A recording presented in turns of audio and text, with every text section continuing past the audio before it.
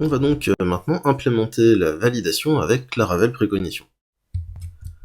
Donc dans tous les cas, pour utiliser Laravel précognition, il va falloir donc utiliser un middleware.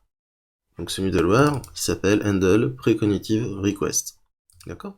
Donc on va copier tout simplement cette ligne. Voilà, hop, on va y revenir. Hop, hop, hop, voilà.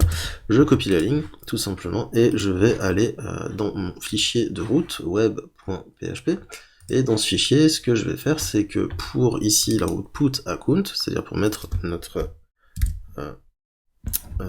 compte à jour, donc le name et l'email, je vais importer donc cette classe, handle precognitive request, et donc je vais ajouter le middleware à cette route.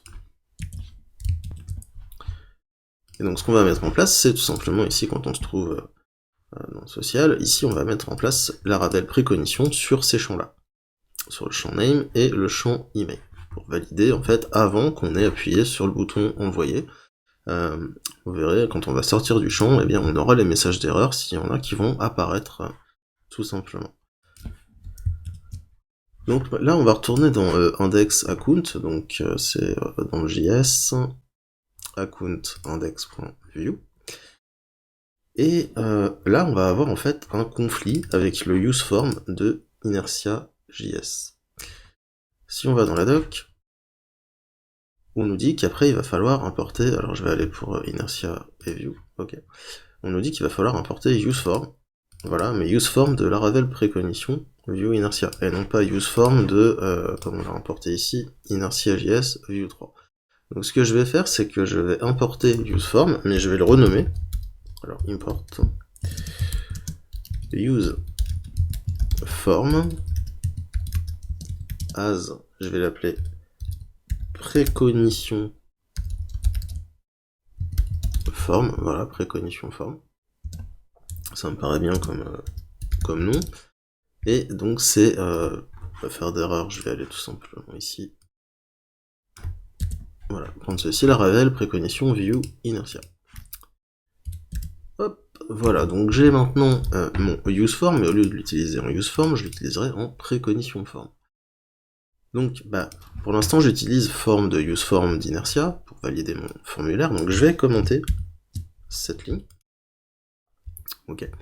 Et je vais, donc, maintenant qu'on dispose d'un helper Inertia, en fait c'est un helper Inertia amélioré, hein, le useForm de précognition, eh bien, j'en dispose avec toutes les fonctionnalités de validation de précognition. Donc je vais faire la même chose, const form est égal, par contre là je vais mettre précognition form, et donc on va mettre en premier la méthode c'est put, ensuite le nom de la route, account.update, puis après les propriétés habituelles, donc entre accolades,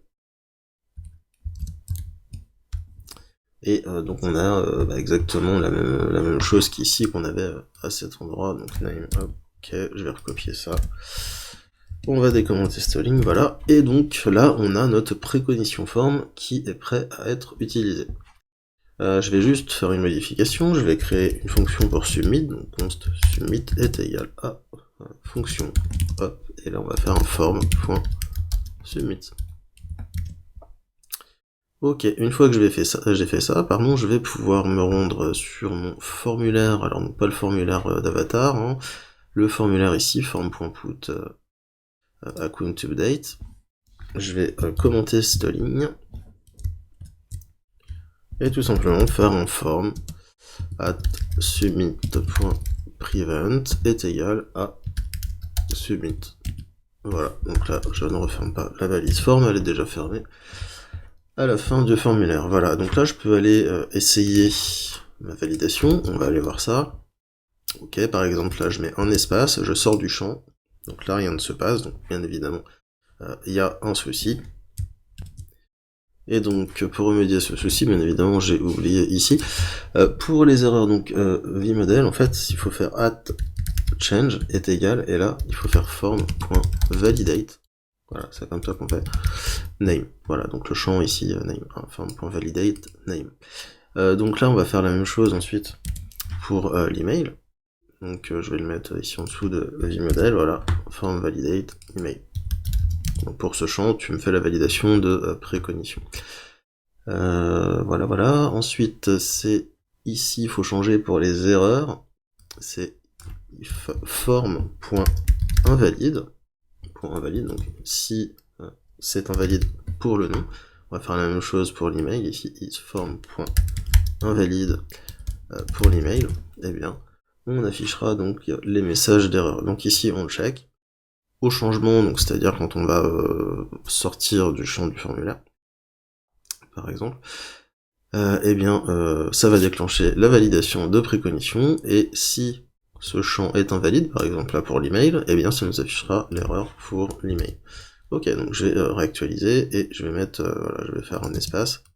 Là je sors, voilà, tout simplement. J'ai pas cliqué sur envoyer, hein, je suis juste sorti du champ, donc on peut réactualiser, je peux faire la même chose, voilà, je mets un espace, j'appuie sur la touche tabulation pour passer sur le champ email, hop, et j'ai tout de suite l'email. Si je mets un email, imaginons qui appartient à quelqu'un d'autre dans ma base de données, ici, voilà, hop, je sors du champ, hop, j'ai ici email has already been taken. Voilà, donc ça peut être pratique, ça aussi, c'est pour, par exemple, à une inscription, si vous voulez checker si le nom d'utilisateur n'est pas déjà pris. Voilà. Le mec sort du champ, il n'a pas besoin de remplir tout le formulaire et valider, on lui dit tout de suite, eh bien voilà, non, le nom que t'as choisi, il a déjà été choisi par quelqu'un d'autre. Donc voilà, précognition pour la rapidité, hein, pas besoin d'envoyer, vous sortez du champ et ça valide automatiquement en live votre champ. Donc c'est plutôt rapide, c'est plutôt sympathique pour l'utilisateur, et je me rends compte qu'en fait ici j'ai oublié les balises head, title et la méta description, pardon. Donc on va se rendre dans index.view, et effectivement ici, bah oui, j'ai oublié, donc je vais mettre les balises tout de suite. Donc title, si je vais mettre page.props.title, ok, ensuite je vais faire une méta qui est égale à description, et le contenu, content page.props.description, si jamais il y a la description, hop, title et description.